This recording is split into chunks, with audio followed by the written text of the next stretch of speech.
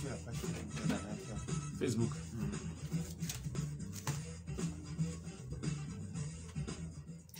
Mesdames et messieurs, bonjour et bienvenue au débat de Nana FM de ce lundi 27 septembre 2021.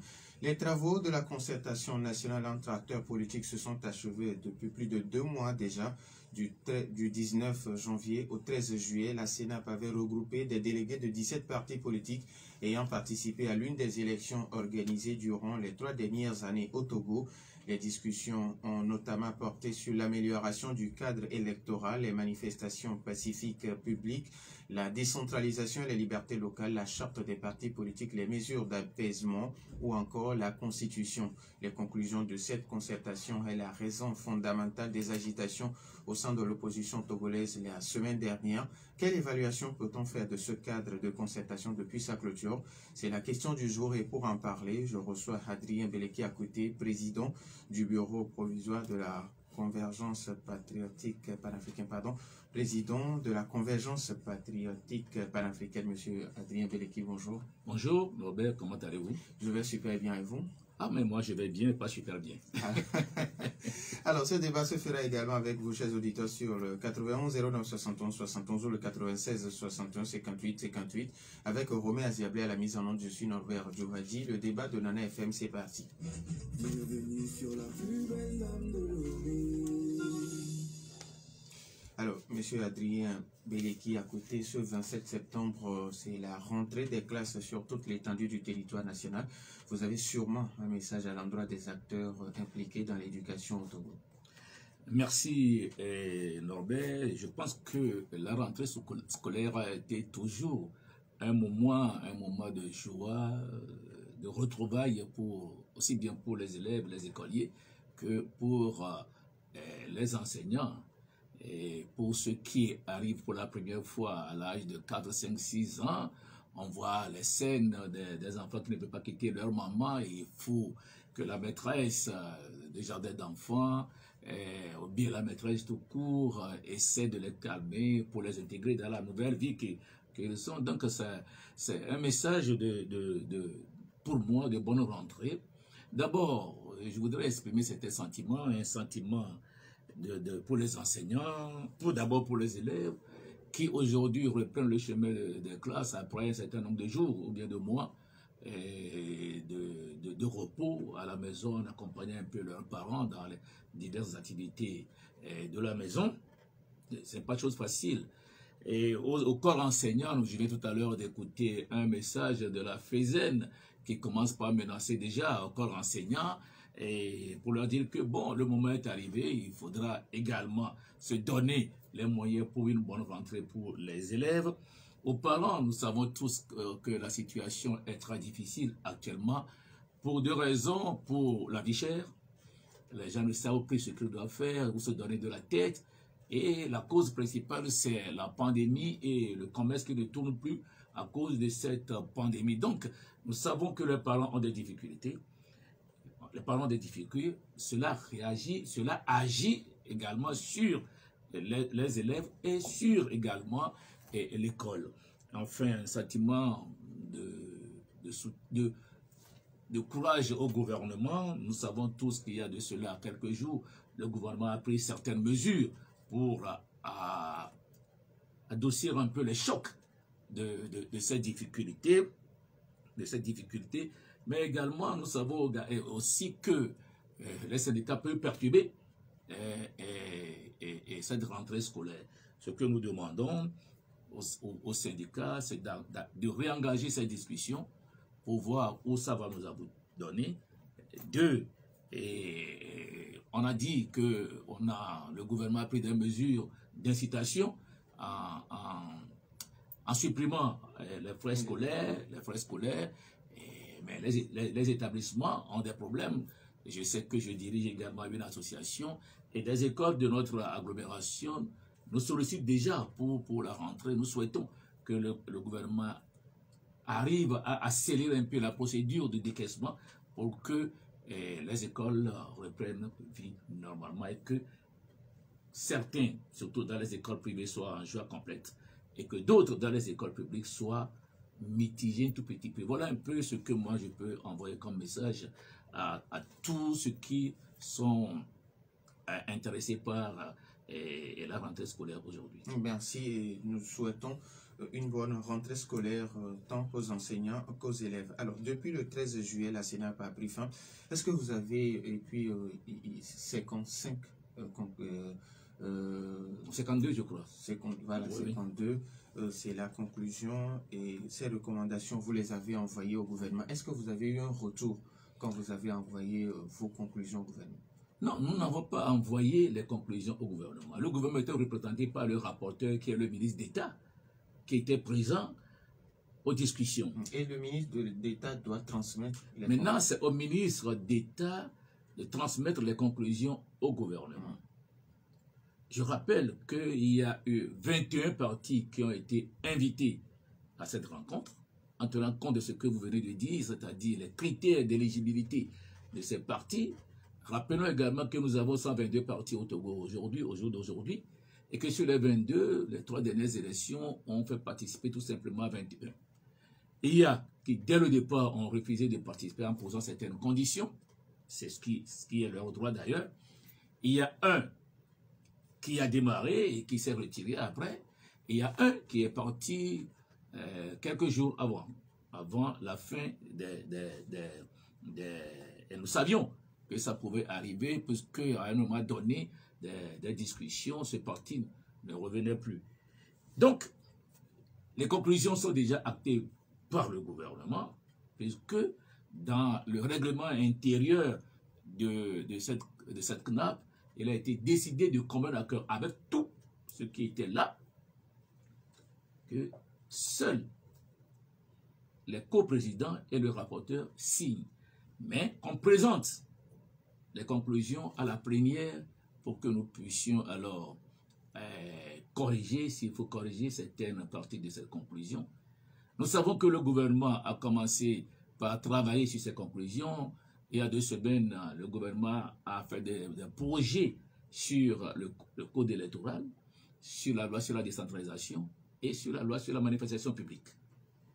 Nous savons que c'est une procédure qui est un peu longue, surtout que le gouvernement, à travers le ministère de la décentralisation, de l'administration territoriale, le ministère d'État, doit préparer les documents, les envoyer au gouvernement.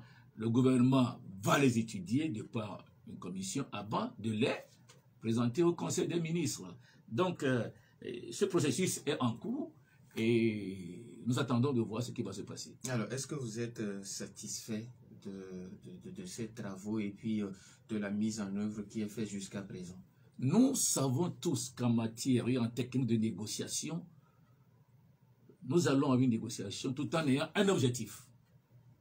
Mais on sait aussi qu'on a des interlocuteurs en face de nous et que nous ne pouvons pas être satisfaits à 100%.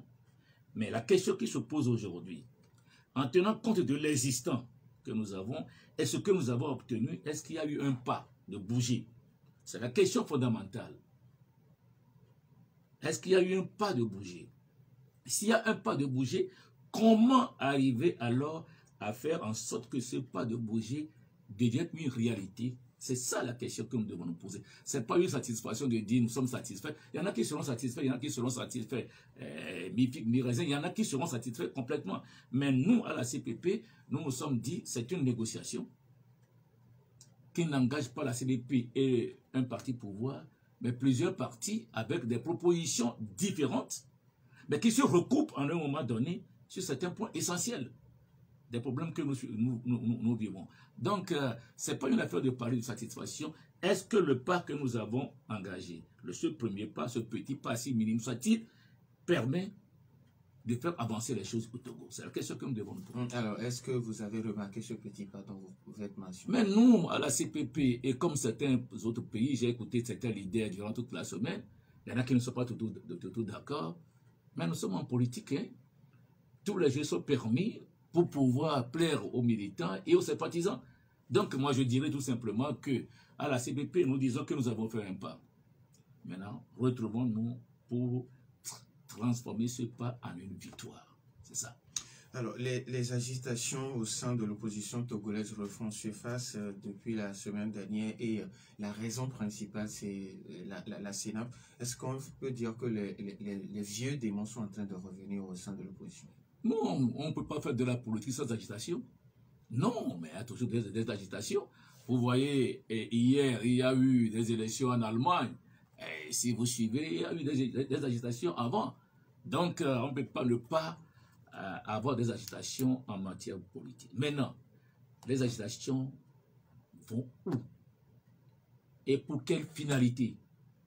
Si c'est des agitations, tout juste pour des agitations, et pour plaire à certains militants, moi je dis, ça fait partie des ADN de certains partis politiques. Si c'est des agitations qui permettent de nous retrouver et de voir comment tout ce que nous avons engrangé lors de cette concertation puisse permettre à ce qu'il y ait des avancées, je suis entièrement d'accord. J'y participerai. Mais si c'est des agitations tout juste pour plaire aux militants ou aux sympathisants et tout en faisant des clins d'œil à certaines élections qui vont arriver, alors là, ça fait partie des ADN de certains partis politiques et d'ailleurs des partis politiques. Alors, on sait bien que l'année 2022, ce sera l'année où le Togo va organiser les élections régionales. Comment est-ce que votre formation politique se prépare-t-elle pour ces élections? Mais tout, si vous voyez, vous parlez des agitations, vous parlez de ceci et de cela, mais tout cela prépare les élections. Il y en a qui vont le faire à tambour, il y en a qui vont le faire d'une manière peut-être plus cool. Mais cela ne veut pas dire que les partis politiques, les états-majors ne bougent pas. Nous étions tout récemment à Palimé, et après à Agou, nous irons bientôt dans d'autres localités. Donc, ça se prépare sérieusement. Donc, les états-majors se préparent pour les élections régionales de l'année prochaine. Ce qui veut dire que vous êtes déjà prêt pour ces élections. On ne peut pas dire qu'on est prêt pour une élection. On se prépare. Et parce que, vous savez, et je vous donne un exemple. Les dernières élections législatives au Maroc, le parti qui avait 125 députés se retrouve avec 12. 12 députés. Il a chuté complètement. Il n'est pas dit que toutes ces agitations permettent aux électeurs de vous donner leur confiance. Non! Ça dépend du programme que vous leur proposez. Alors, M. Adrien Belki, quel est votre souhait pour ces élections régionales qui vont arriver l'année prochaine? Nous devons comprendre que ça fait 31 ans que nous sommes en train de nous bousculer sur l'échiquier politique togolais. Et après analyse de la situation, est-ce que nous avons réellement bougé en tant que parti d'opposition? Si nous nous posons cette question, il y a des choses auxquelles nous devons penser. Qu'est-ce que le peuple togolais veut? On dit que le peuple est souverain. Oui, le peuple est souverain. Oui, le peuple est souverain. C'est le peuple seul qui décide à un moment donné de confier sa responsabilité à un parti. Et si le peuple n'est pas content, il vous le retire. Il vous retire cette confiance-là, c'est tout. Donc, aujourd'hui, la CPP a connu beaucoup de difficultés. Nous sommes en train de remettre les choses sur les rails. Et notre souci, c'est de retrouver notre force d'antan. Et je suis très heureux de vous dire que aujourd'hui, malgré tout ce qu'on nous reproche, les gens commencent par dire, ah, votre discours on tient à cœur. On ne peut pas faire de la politique en chassant certains de ces pays. Non. Nous sommes sur un terrain d'adversité. Après le match, on se retrouve en tant que Togolais. Et je ne suis pas sûr que, et nous ne sommes pas sûrs également à la CPP, qu'après 31 ans, la politique d'exclusion de certains, en les traitant de tous les lots d'oiseaux, de se faire passer pour ceux qui seuls peuvent faire quelque chose, a marché. Si ça a marché, on aurait déjà l'alternance dans ce pays. On aurait déjà le changement dans ce pays, parce qu'on a eu l'alternance. On aura déjà le changement dans ce pays. Voilà. Les auditeurs ont la possibilité de nous appeler sur le 91 09 71 71 ou le 96 61 58 58 après la pause.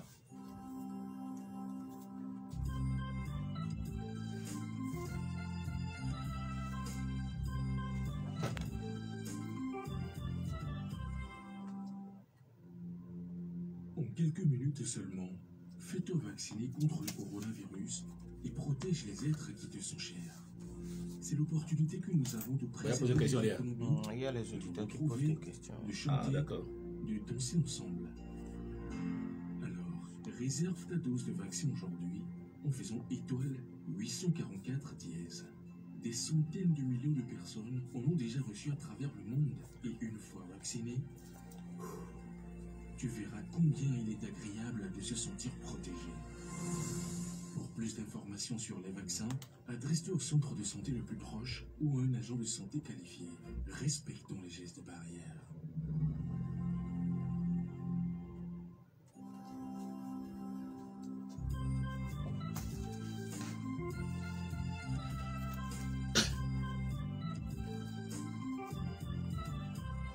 Nous sommes de retour dans les studios de Nana FM. Sur la page Facebook de Nana FM, un auditeur qui demande quels sont les travaux qui se font sur le terrain actuellement pour que le peuple puisse comprendre ce que vous faites. Mais bien avant que vous nous répondiez, nous avons un auditeur en ligne. Nana FM, allô?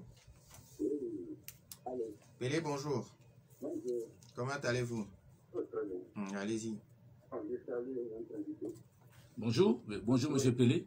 Bon, je vais dire, pour la Sénat, c'est un dialogue. Et que vous-même, vous savez que dans ce pays, on a beaucoup fait de dialogue. Il ne peut pas toujours respecter les idées de l'opposition, toujours respecter le régime en place pour qu'il y ait la paix dans le.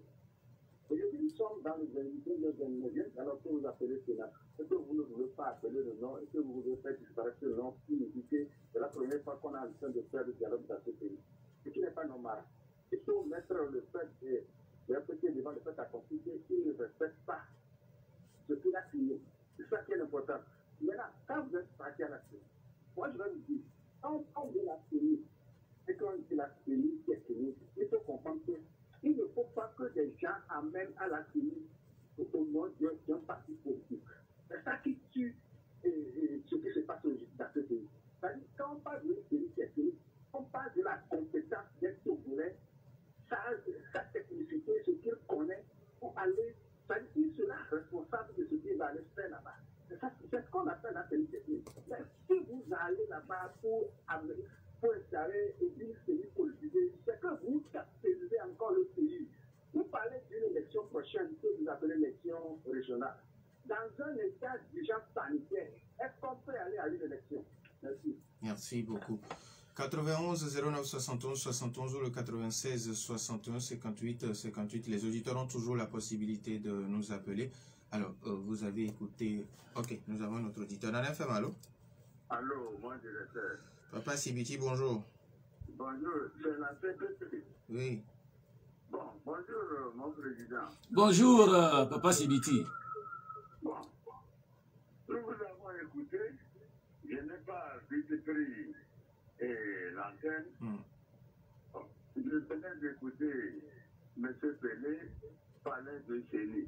Dans ce pays-là, dans ce pays, je pense que c'était M. Econ. Oui. S'il plaît, ou bien je me dites-moi oui, papa, pas oui.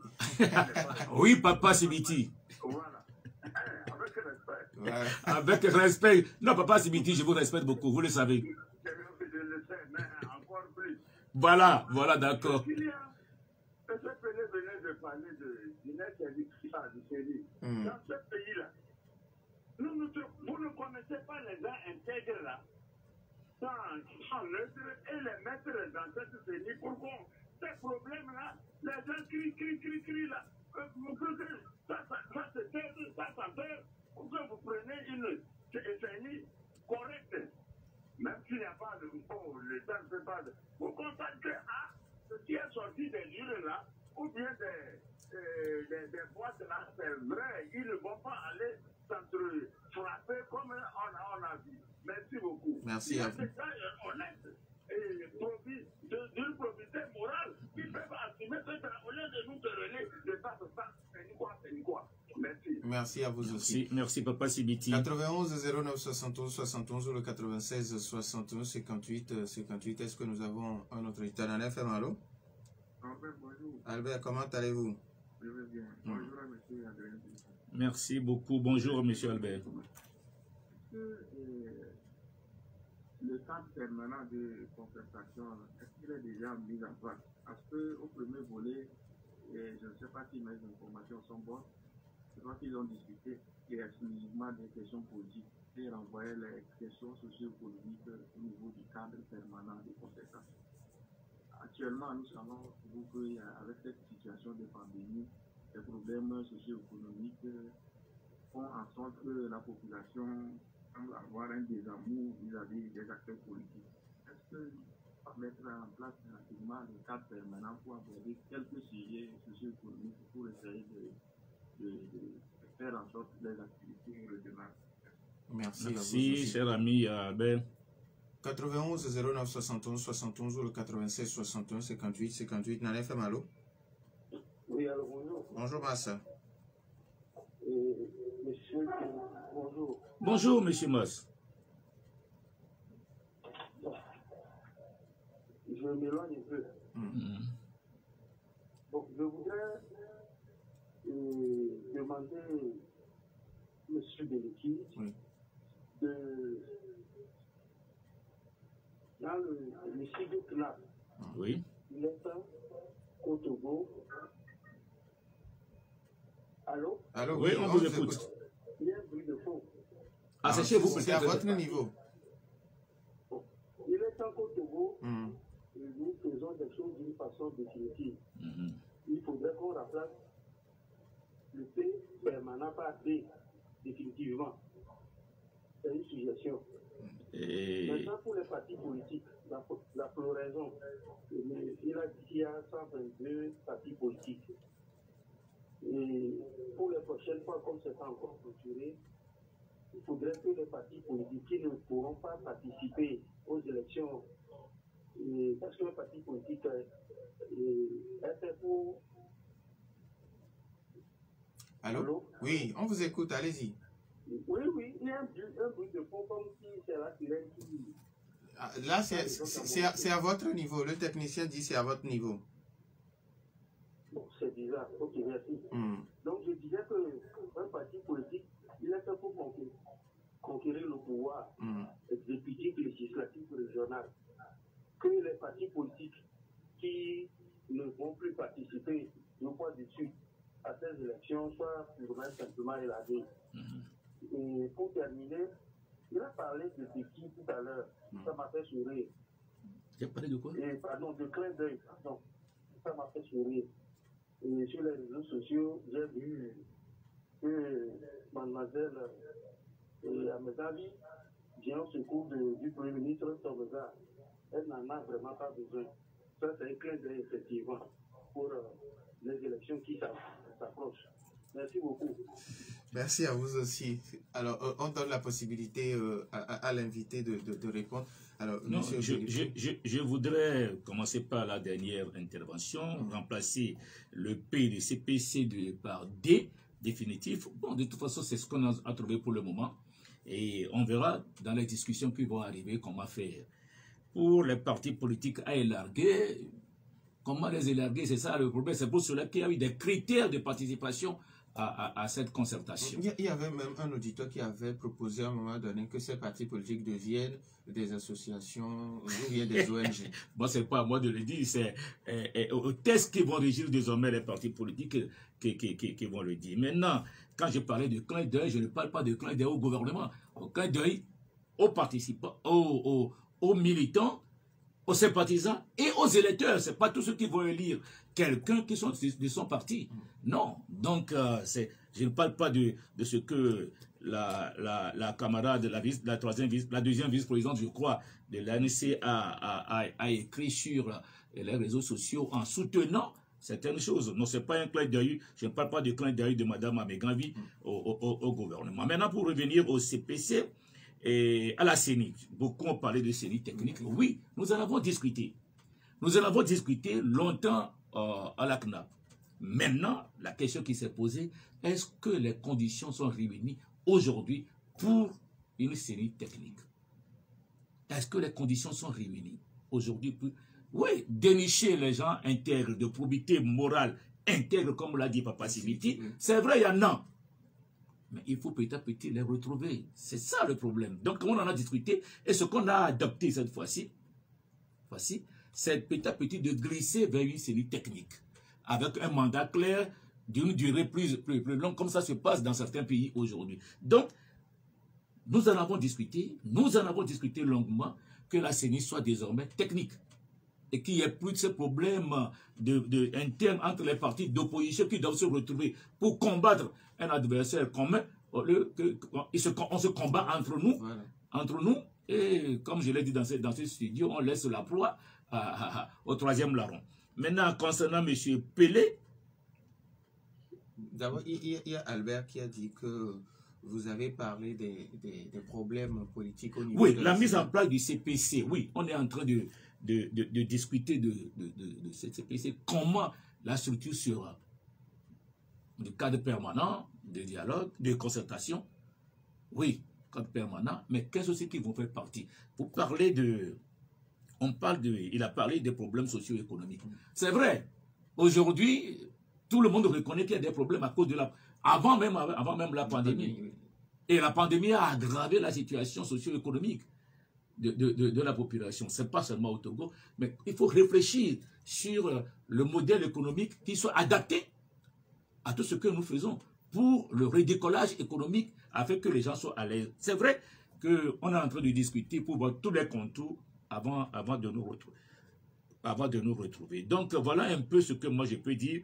Et compétences des Togolais, il y en a. Ça, il y a des Togolais aujourd'hui, mais puisque nous-mêmes, nous avons opté depuis l'accord politique global d'une série politique, on continue et petit à petit maintenant on se rend compte que cette série politique a des limites.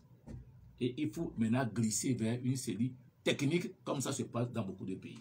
Par rapport à M. Pelé qui dit ça fait soit le 28e ou 29e. Oui, mais tu sais, non.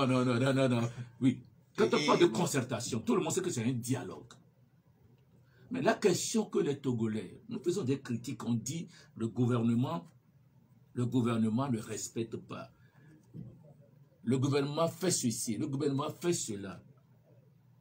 Quelles sont les stratégies que l'opposition met en place pour contraindre le gouvernement à respecter ce qu'il a signé? Ou bien, quelles sont les stratégies que nous mettons en place et à contraindre la majorité? Mais si nous nous mangeons le nez entre nous, nous traitons celui-ci de telle chose, nous traitons celui-là, et nous croyons qu'il y a quelqu'un qui se décide, qui dit, c'est moi ce qui peut le faire, comment voulez-vous que l'adversaire vous respecte? Voilà la question qu'il faut se poser. C'est pour cela que j'ai suivi une émission hier sur une chaîne. Les gens ont appelé au rassemblement. Mais reconnaissons que l'opposition est complètement à terre après 2020. Reconnaissons-le. Et que nous avons manqué de stratégie, et nous avons manqué d'organisation également. À chaque étape de la lutte. À chaque étape de la lutte. Moi, je me souviens encore, en 90, lorsque les choses ont commencé, et que les partis ont commencé par naître, il y avait déjà des partis dans la clandestinité. 5 octobre n'est pas tombé du ciel. C'est des jeunes de la CDPA qui ont fait des tracts et qu'on les a arrêtés. Ce parti était dans la clandestinité. Mais, le professeur Nyenevi, voyant venir un peu le danger, avait déjà lancé un appel. Démocratie d'abord, multipartisme après. Est-ce que nous nous sommes dit à un moment donné que pour ce pays de 7 800 000 habitants, nous avons un électorat à peu près 3 millions et nous avons 122 partis et nous avons au moins 15, 7 ou 8, 9 candidats à une élection. Les voix s'émiettent automatiquement. Donc c'est à nous de redéfinir la stratégie nécessaire pour la conquête de ce pouvoir et pour le changement. À côté de la politique... Vous avez dit que quelqu'un a envoyé un message. Sur la page Facebook de Nana FM, il y a un auditeur qui demande quels sont les travaux que vous menez sur le terrain pour que la population ait une fois encore confiance en ce que vous faites. Oui, confiance en ce que nous faisons, c'est vrai. Il faut expliquer, continuez par expliquer. D'un côté, disait qu'il faut toujours remettre le voile sur le métier. Il faut toujours expliquer. Aujourd'hui, reconnaissons que le peuple togolais a une désaffection totale de tout ce qui est politique. Pense d'abord à sa survie quotidienne. pense d'abord à sa vie quotidienne. Lorsque vous rencontrez les gens et vous dites, oh, ça vous regarde là, vous tous, vous êtes les mêmes. Vous tous, vous êtes les mêmes. Quand vous serez au pouvoir, qu'est-ce que vous allez faire? Cela veut dire qu'il y a une certaine désaffection totale de tout ce qui est politique.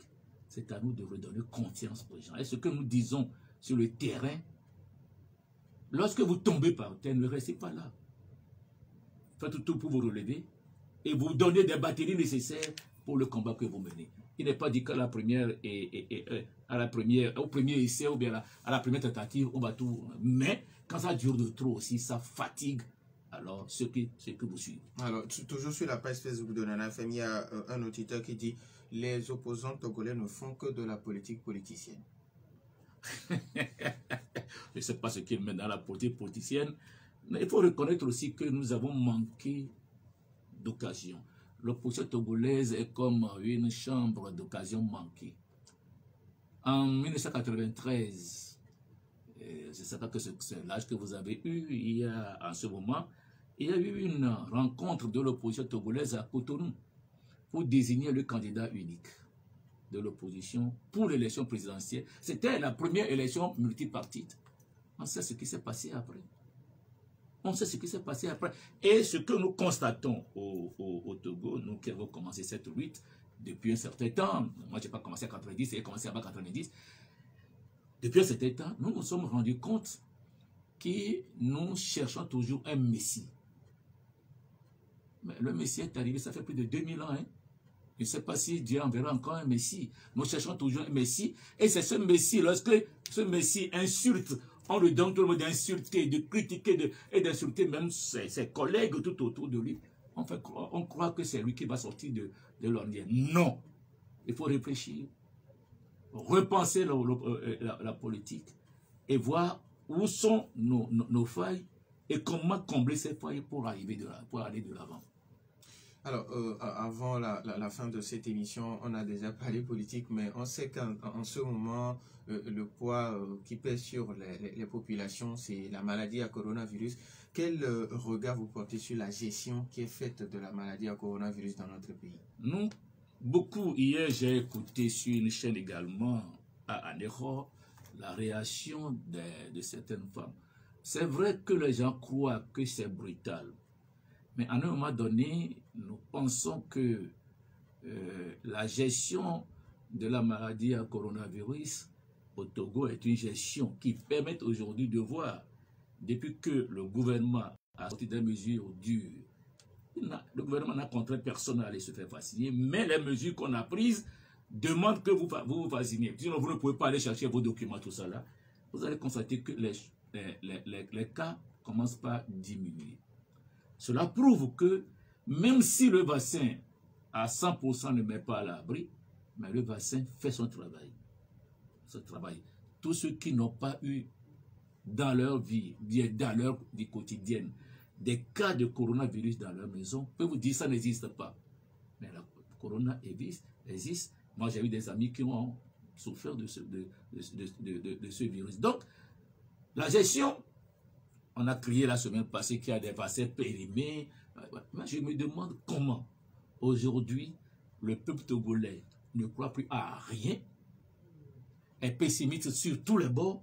Il suffit seulement d'un bout de phrase et qu'on en fasse alors tout un buzz sur les toiles et que ça contribue à faire croire aux gens qu'on est en train de se tromper. La communication mondiale aussi joue un très très grand rôle dans cette idée de ne pas y croire tellement, parce que tout le monde a au moins une antenne parabolique pour suivre les débats, pour suivre les communications, et beaucoup de gens sont sur les réseaux sociaux. Mais nous savons que le coronavirus existe et il faudra faire tout pour arriver à un taux d'immunité qui permette à ce que les mesures barrières, les dispositions qu'on est en train de prendre puissent alors s'alléger et que le développement économique et social reprenne alors sur le terrain. Mais il y a ces dispositions prises par le gouvernement qui ont de lourdes conséquences sur l'économie. Lesquelles, par exemple? Quand on dit, par exemple, certaines restrictions ont des conséquences. Oui, par exemple, la fermeture des bars. Mais j'ai suivi hier, bien avant-hier, une étude sur le tourisme par le ministre du Tourisme et qu'il a dit que le tourisme a eu un coût de 64%. Cela veut dire que les hôtels ont perdu presque 64%.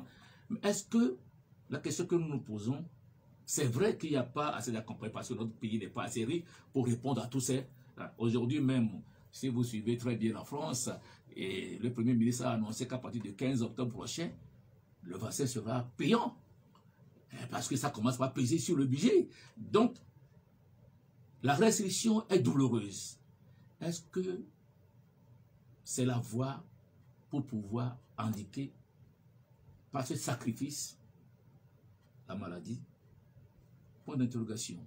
Si c'est ça, respectons tout simplement ce qu'on demande de faire et nous verrons que dans un temps record, ça va, nous allons encore sourire. Le Bénin, au début, n'a pas voulu le faire. Mais aujourd'hui, le Bénin est devenu plus dur sur les mesures restrictives que le Togo.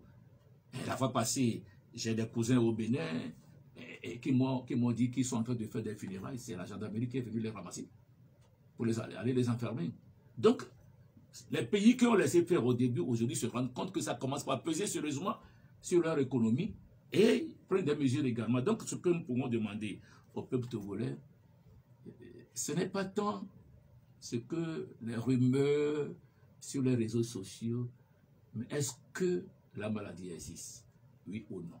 Si oui, la maladie existe, comment faire pour faire en sorte que cette maladie devienne alors un souvenir pour nous, un souvenir amer pour nous? C'est ça le plus important. C'est pourquoi certaines mesures font très mal.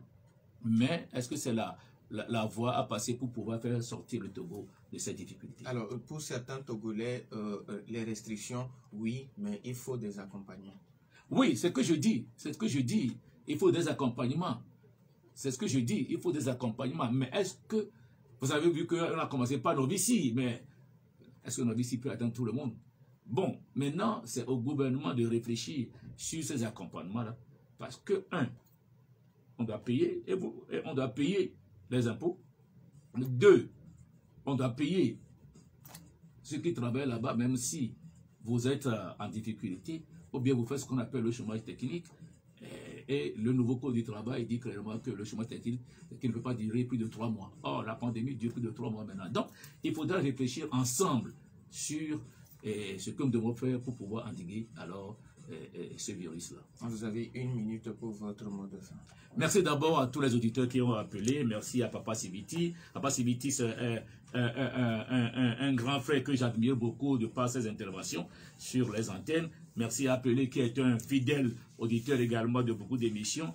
Merci à tous ceux qui ont appelé, à tous ceux qui ont écrit sur Facebook et dire que tout dépend de l'organisation de l'opposition pour avoir gain de cause de cette lutte-là. Merci. Nous disons merci également à Adrien Beleki à côté, président de la Convergence patriotique panafricaine. Merci à vous aussi pour votre fidélité à Nana FM. Merci à Romain Aziablé pour la mise en onde de ce débat. Je suis Norbert Djouradi. Bonne suite de nos programmes.